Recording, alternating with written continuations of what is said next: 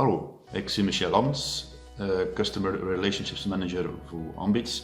Deze keer gaat het over het aanstellen van een externe CEO in een familiaal bedrijf. Dat kan heel interessant zijn, vooral wat er opeenvolgende generaties zijn.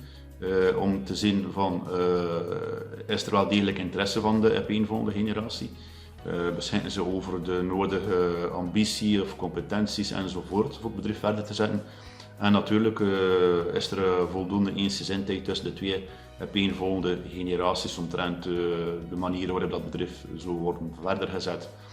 Een externe CEO kan heel interessant zijn, vooral voor de externe kennis die in het bedrijf binnenkomt. Daarom ook professionalisering is ook een hele belangrijke. En natuurlijk ook de neutraliteit die er is door een externe CEO ten opzichte van de verschillende familieleden die in het bedrijf kunnen aanwezig zijn. Natuurlijk, het is geen evidente job.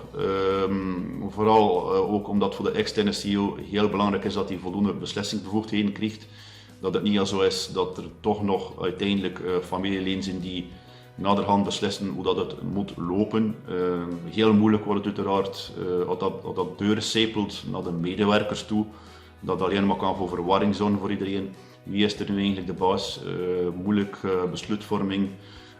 Kortom, de problematiek van dat de externe CEO enkel nog goed genoeg is om brandjes te blussen, wat dan natuurlijk enorm jammer is naar de potentiële meerwaarde die een externe CEO voor het bedrijf kan betekenen. Het is heel belangrijk voor ook de nodige tijd ervan uit te trekken voor het profiel te bepalen van een externe CEO. Het is van groot belang ook dat eigenlijk de verschillende familieleden die actief zijn in het bedrijf of eventueel daarbuiten, dat ze ook er bepaalde wensen daarover kunnen uiten. Van groot belang ook om dat te documenteren, bijvoorbeeld in een familial charter. Op die manier is het ook voor de externe CEO klaar en duidelijk wat hij aan toe is, aan wat dat hij begint en zodat hij eigenlijk zijn werk ten goede kan uitvoeren. Op die manier kan de externe CEO ook heel snel inzichten krijgen in de achterliggende familiale dynamiek, die niet altijd evident is. En op dat vlak is het eigenlijk enorm interessant voor een business mentor te zijn. Niet alleen op het vlak van het bepalen van het profiel van de externe CEO, maar ook het screenen van de verschillende kandidaten.